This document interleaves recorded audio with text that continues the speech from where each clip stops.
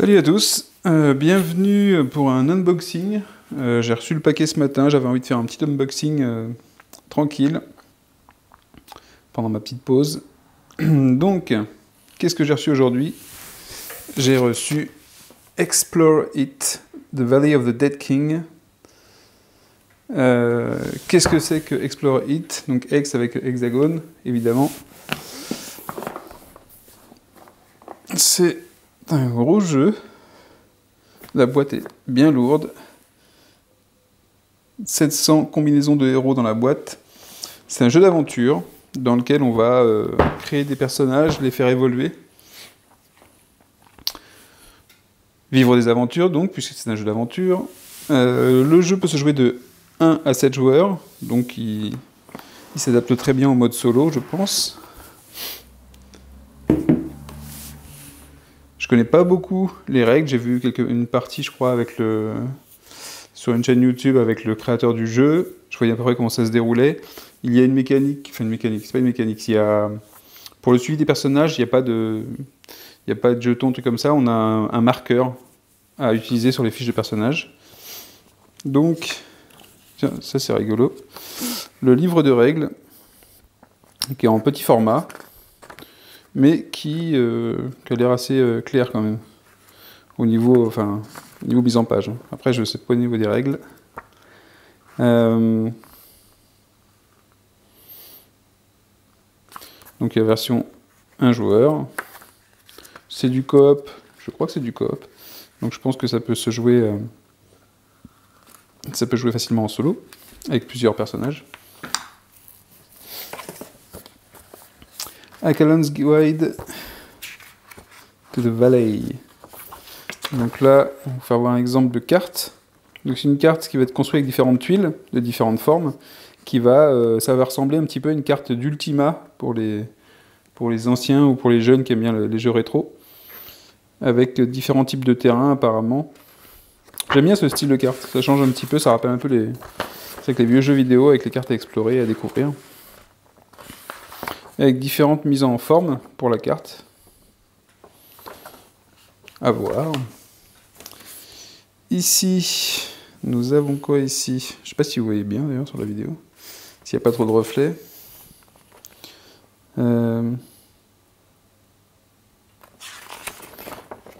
Ça, j'ai l'impression qu'ils annoncent une extension pour l'été suivant.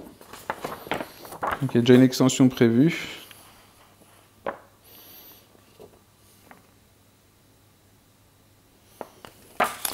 The Forest of Adriban. Et j'imagine que ça, c'est tous les backers du jeu.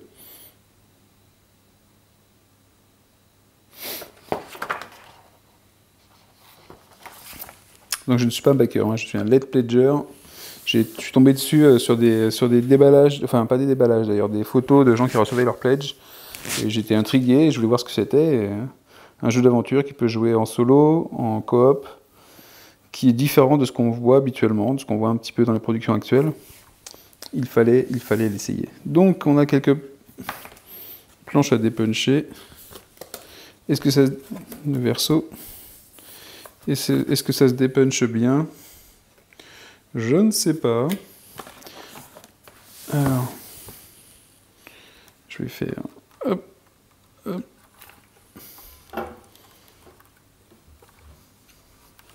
On va reprendre caméra à la main. Donc ça c'est le verso. Est-ce que ça se dépunch? Ça se dépunch super bien, bonne qualité, bonne épaisseur.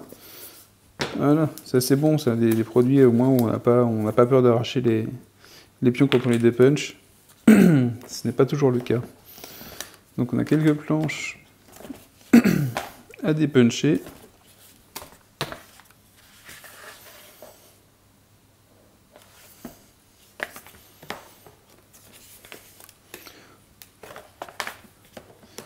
Alors la vallée du roi mort, évidemment, ça va sûrement parler souvent de morts-vivants, j'imagine. Puis la couverture aussi. Les morts-vivants au fond, le roi sûrement. Ici, qu'est-ce qu'on a? J'imagine que ce sont des feuilles de personnages, ou pas? Je sais même pas trop. Donc c'est de la VO avec beaucoup de texte, pour ceux qui sont allergiques. Je pense que ce ne sera pas un choix de jeu facile à prendre. Alors c'est du coop, maintenant on peut se faire aider par les autres. Alors, je pense pas que ce soit les personnages, ça serait plutôt les ennemis. Oui, puis les personnages, de toute façon, ce ne sont pas des fiches qui sont entièrement imprimées, je crois. Mais il y a une bonne galerie, en tout cas. Ah, le basilic. Un bon basilic. Les dessins sont sympas, ils n'ont rien d'extraordinaire. Ils sont... Je ne veux pas dire qu'ils sont génériques, mais ils sont bons, ils font pas moche.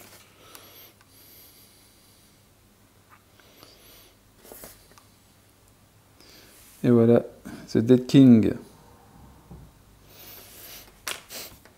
Qu'est-ce qu'on a d'autre dans cette boîte? Donc ici...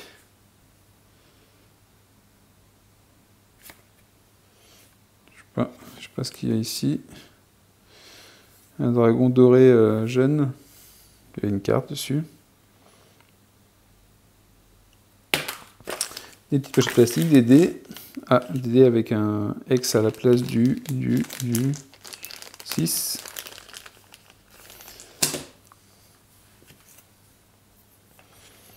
D'autres dés.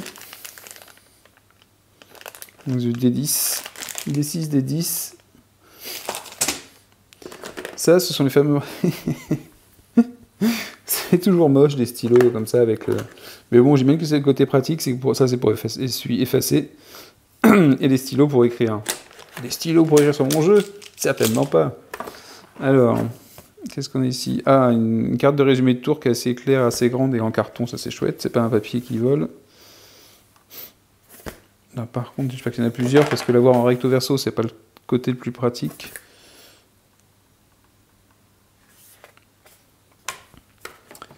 Qu'est-ce qu'on a ici? Des hôtels, des shrines, blessings. Il y a une, donc peut-être des tables de rencontre. À voir, je sais pas, j'espère que je n'ai pas trop de reflets sur mes... Peut-être des tables de rencontre. Ah non, il y a un coup en or. Si, ça doit être une table de rencontre. Le marché noir. Et le marché classique. Donc pas mal de tables de référence, mais avec pas mal de textes, donc il y a pas mal d'ambiance, je pense, il y a pas mal de choses qui sont expliquées. Ce ne sont pas que des points de règle. Les villes, le marché aussi. Augmenter son équipement. Alors donc ça, je m'imagine, ça c'est les fiches de perso. Alors, les fiches de perso. On a... Qui c'est lui? Un nomade. Donc un nomade nain, visiblement. Loin de ces montagnes. Donc voilà, on aura la fiche de personnage ici. Ici, je pense qu'on va pouvoir indiquer son niveau. Soit en cochant, soit en indiquant. Ici, on va pouvoir écrire des choses. Des équipements, je pense, le backpack. Le niveau d'or, différentes choses. Et donc tout ça, on va les écrire avec ça. On peut écrire son nom. On va faire un exemple, on va voir si ça s'efface bien, ça d'ailleurs.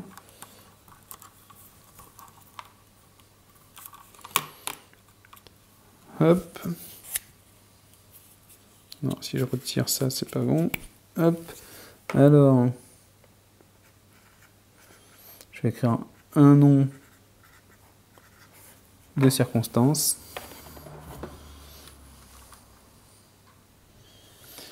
Voilà. On va pouvoir écrire sur les différentes parties de la fiche. Et a priori, effacer tranquillement avec ça. Ça s'efface bien, ça reste pas. C'est nickel. Ça a l'air plutôt pas mal. Ça revient un petit peu, je sais pas s'il y a eu une promo sur les planches à écrire et les feutres en ce moment. Il y a Talon qui est sorti aussi, je sais pas, l'an dernier. C'est un GMT, je crois. Un jeu de combat de vaisseau. On écrit aussi également sur les pions de vaisseau pour écrire leurs différentes défenses, les différents missiles, les différentes armes, je crois. Que c'est assez sympa d'ailleurs. Donc ensuite, Thinkersmith. Mais on joue que des gens de petite taille dans ce jeu. J'ai rien contre les gens de petite taille. Hein. Donc un petit inventeur. Un spécialiste des pièges. Ah bah... Les dessins sont sympas. Hein. Les dessins sont sympas. Chop Specialist. Un summoner. Et oui, un summoner. Pas mal du tout. Avec 2 trolls à côté de lui.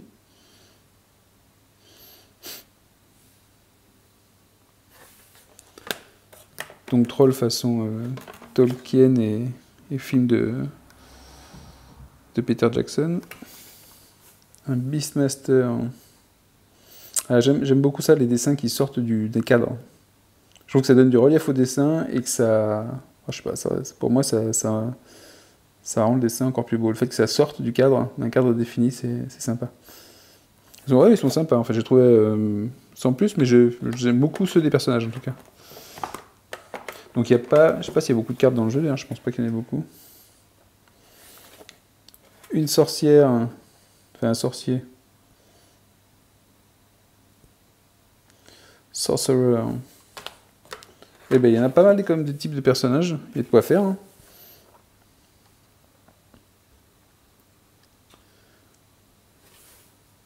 The Divine One. Ah, ils ont chacun une classe qui est indiquée sur le côté que j'avais pas fait gaffe. Il y a Striker, Utility, Sapper, Healer. Donc elle, c'est comme une prêtresse. Utility, ça fait un peu trousse à outils comme classe. Un autre Healer, The Oracle. Ah oui, beaucoup moins conventionnel celui-là. Mais tellement plus oracle finalement. Un côté mystique, mystérieux, sans savoir s'il est bien ou mal. Un chasseur. Ah, un chasseur. Centaure.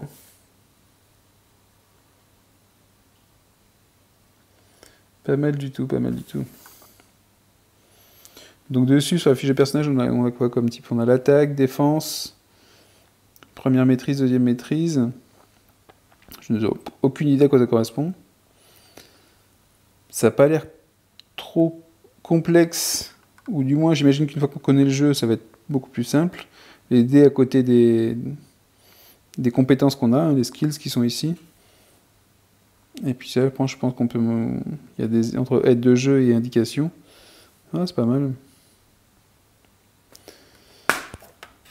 Eh bien, un ménestrel.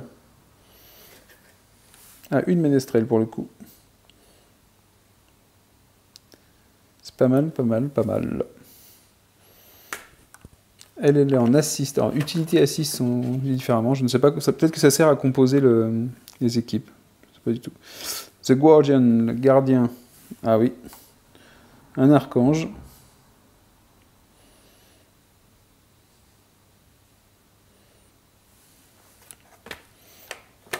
Un chaman. Un chaman sympathique en plus.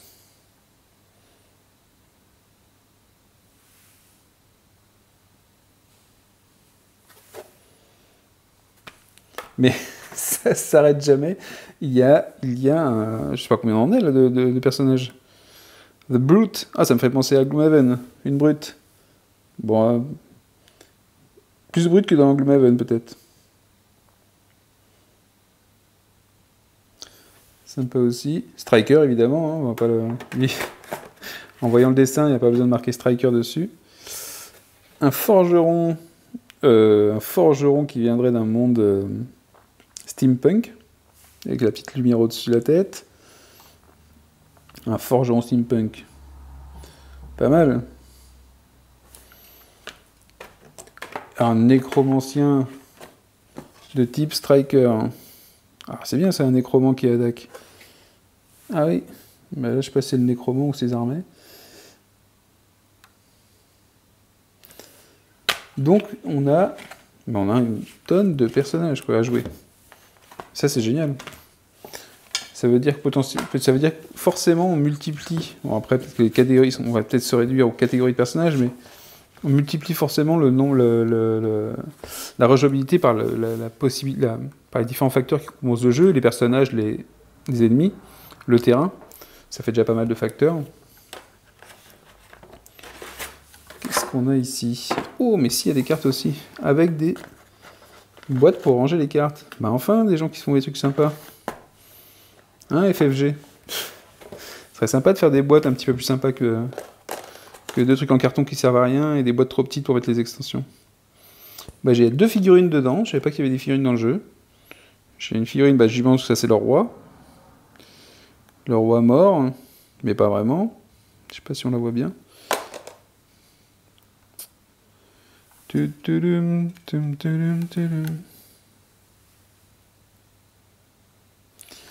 Et peut-être que ça représentera notre groupe de héros. J'aime bien, c'est sympa. Un peu de détails, pas trop, juste comme il faut. Ça suffira largement. Alors ici on a des battles... Ah non, j'ai pas fini. Non. Ah, j'avais un battle mat. Donc j'imagine que ça sert pour résoudre les combats. Donc c'est sûrement qu'on va écrire beaucoup sur celui-là. Et en fait, on a d'autres personnages. C'est formidable. Ah bah. C'est Gloomhaven qui est venu s'installer ici, Scoundrel. Sympa aussi, bien sympa. Allez, un prêtre. Soyons fous. Un prêtre bouc.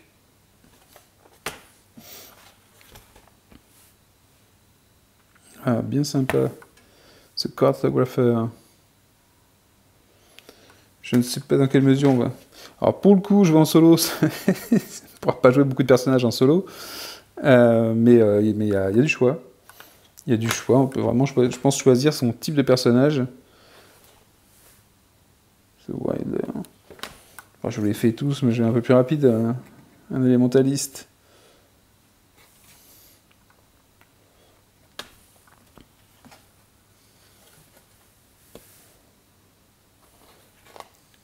Donc ça aussi, encore un personnage. Un berserker. Waouh. Alors ce qui est sympa, c'est que j'ai pas l'impression qu'il y a une notion de race dans le jeu, à part l'illustration. J'aime beaucoup le... Il y a des petites phrases pour chaque personnage. J'aime beaucoup la petite phrase du berserker. Sympa. Et un illusionniste.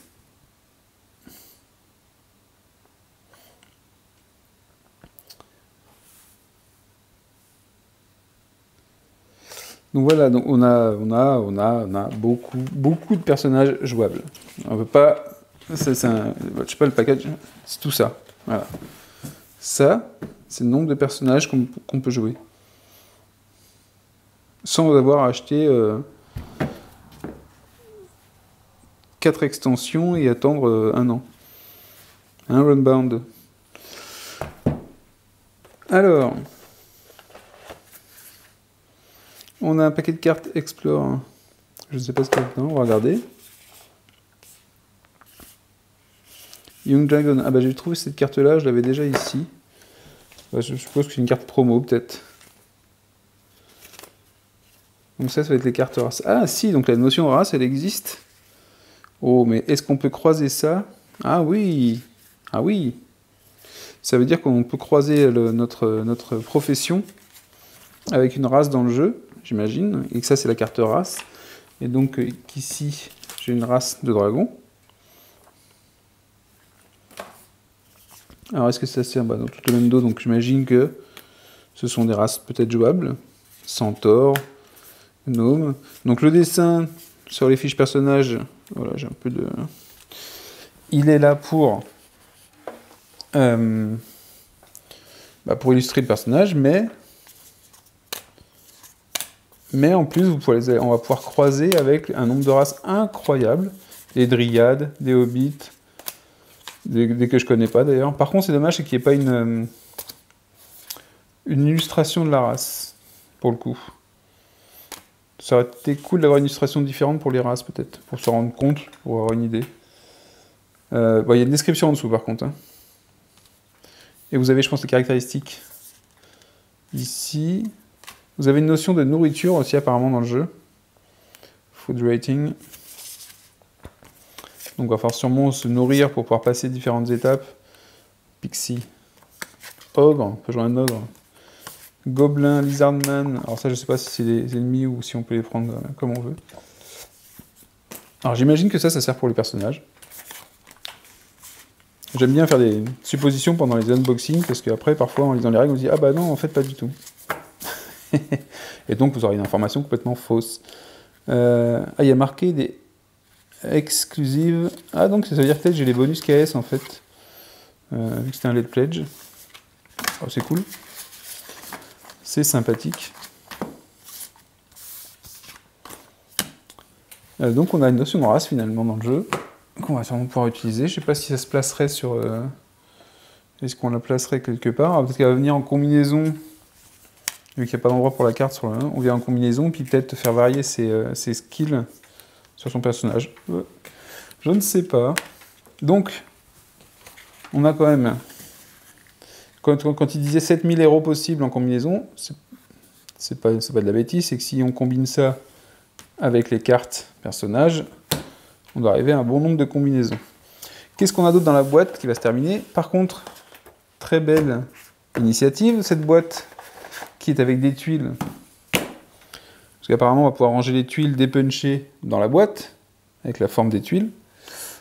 Et ben enfin une bonne idée aussi. Hein, FFG? L'étude de descente, je les mets où? Enfin, l'étude de tous les jeux d'ailleurs. Donc voilà une bonne initiative aussi. Alors, qu'est-ce qu'on a dans les paquets de cartes? Je vais poser la caméra. Et du coup, ici, on a quand même un plateau pour mettre soit des pions, soit des... Il n'y a pas de pions dans le jeu d'ailleurs. Je pense pas qu'il y ait beaucoup de pions. Il y a du dépunch, mais c'est surtout les tuiles. Alors, j'essaie de mettre la caméra droite et stable. Alors, on a un premier paquet de cartes. Je sais pas foutre en l'air ça. Voilà, c'est dans une petite boîte. Des cartes événements. Ah, et puis enfin, alors même si elles sont pas tout le temps faciles à faire, j'ai pas besoin d'arracher les paquets avec mes dents. Hein, FFG? Non, parce qu'il faut quand même dire ce qu'il y a, c'est que autant j'apprécie la qualité de Fantasy Flight Games, enfin Edge aussi, autant je trouve qu'ils sont encore restés sur des... sur d'emballage, sur des styles de rangement, et c'est une façon de faire qui est un peu vieillotte. On voit qu'on peut améliorer les choses en termes d'ergonomie, enlever dépuncher, enlever les plastiques des cartes et choses comme ça. Ça pourrait être sympa de faire autrement que ce qu'ils font. Donc là, j'ai des events, j'ai du Discovery, du Nature, Affliction. Alors, vous avez sûrement remarqué dessus dans le jeu. Donc bah, justement, on va parler aux fans de FFG aussi. Je suis pas un fan des FFG, hein, j'aime bien leur jeu, j'aime bien certains trucs. C'est qu'il y a plus de texte que d'illustrations. Bon, il faut savoir que quand on a beaucoup de cartes, tout ce qui est illustration, ça coûte aussi très cher. Et que j'imagine que quand on fait un Kickstarter avec sa propre idée, qu'on veut le faire, c'est pas toujours facile de trouver de payer des artistes pour illustrer ces cartes. Et il y a aussi la partie ergonomie qui est sûrement nécessaire. Il vaut mieux avoir du texte qui est bien clair, de l'ambiance et des choses qui sont liées aux règles qui sont assez claires. Là, je pense que c'était des rencontres. Je vois des noms d'ennemis, des cyclopes, des trolls des cavernes, des trésors. Des trésors. Donc là, c'est pareil, on n'a pas une image de trésor, mais on a ce qu'il contient. Donc c'est pas mal.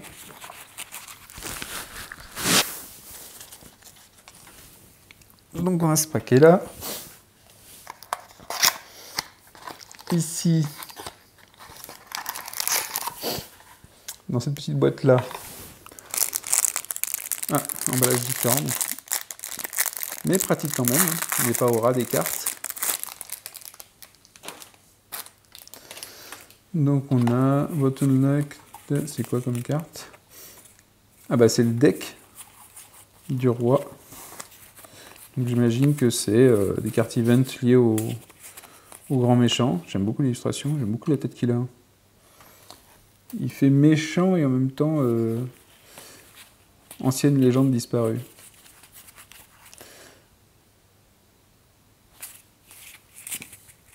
Un soupçon d'intelligence dans le regard.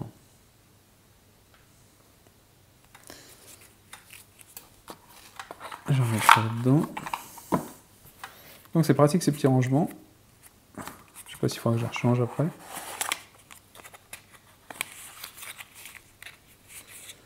À part que le cartonné, parfois ça s'abîme. J'ai 2 autres boîtes. Qu'est-ce que ça va contenir, ça?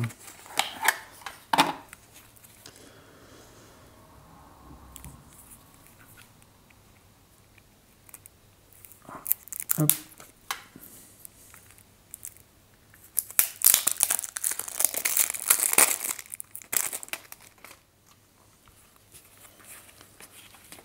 De la santé, de l'énergie, peut-être des sorts de soins, je sais pas. Ou des bonus. Ah, truc d'attaque. Bah, je sais pas, il y a toutes les mêmes dos, donc je ne sais pas du tout à quoi ça correspond. Peut-être des cartes actions qu'on peut utiliser. Ou des cartes ah, peut-être des cartes de... quand on gagne de l'expérience. Je ne sais pas. Donc pareil, pas d'illustration, plutôt des icônes et des règles dessus, des points de jeu. Enfin, des règles. Il explique ce que fait la carte.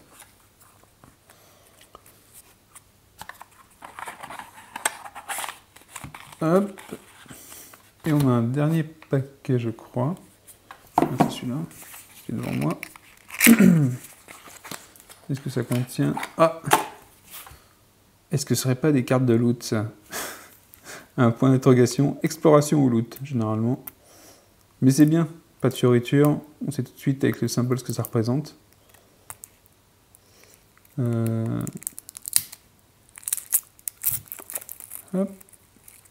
Hop.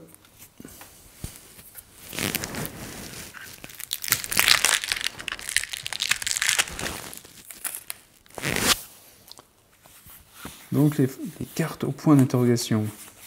Et il y en a un paquet. Bah, il y a de quoi découvrir en tout cas. Il y a de quoi de renouveler.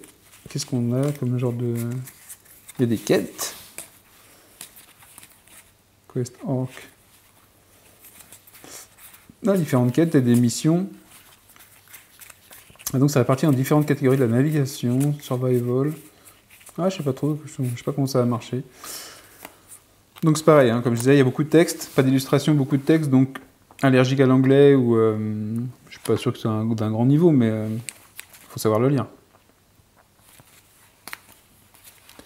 Mais j'imagine qu'il y a quand même pas mal de joueurs solo de jeux de plateau qui parlent anglais, plus que dans le groupe des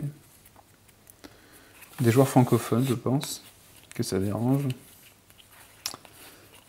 Donc voilà, j'ai hâte de voir un peu comment ça peut fonctionner, si c'est facile à mettre en place et à essayer tout de suite, et à découvrir en même temps qu'on joue. Le livret de règles n'a pas l'air super énorme, enfin trop touffu. Il fait moins peur qu'un livret de règles de Mage Knight, on pourrait dire, ou de Star Trek Frontier. Pas Gloomhaven, Gloomhaven c'est un jeu relativement simple malgré tout, en termes de règles. Un excellent jeu. The Valley of the Dead King Rulebook. Il est quand même consistant, il y a quand même 60 pages. On explique le setup, le gameplay, le combat, qui est une grosse partie quand même. Les quêtes, le style de jeu. Donc différents types de jeux proposés. Il y a du double up, du marathon, plusieurs personnages, un seul joueur, un contre tous. Ils expliquent le Dead King Deck, à quoi ça sert, les cartes de rituel, et s'enfuir des batailles. Il y a même, qu'est-ce que ça, je serais curieux de voir ça, il y a marqué comment effacer ah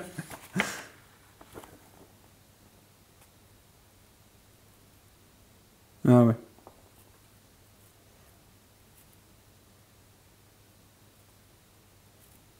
Ouais, ils expliquent qu'effectivement, à la fin d'une partie, vous m'effacez tout ce qui est écrit, quitte à le réécrire plus tard, plutôt que de laisser du résidu de feutre. Et de nettoyer régulièrement. Bon, normal. Comme tous les supports de ce style-là. Donc les modes de jeu sont expliqués.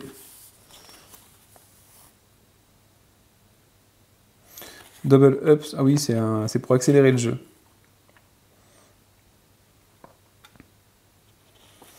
C'est pour accélérer le jeu, en fait, on accélère le rythme du jeu en termes de progression des personnages, je crois.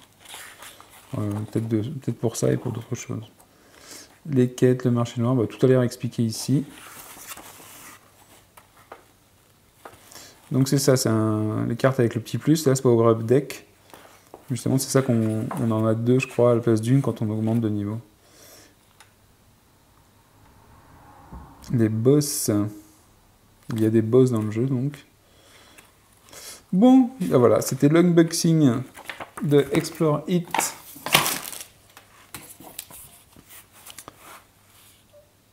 Explore It, The Valley of the Dead King.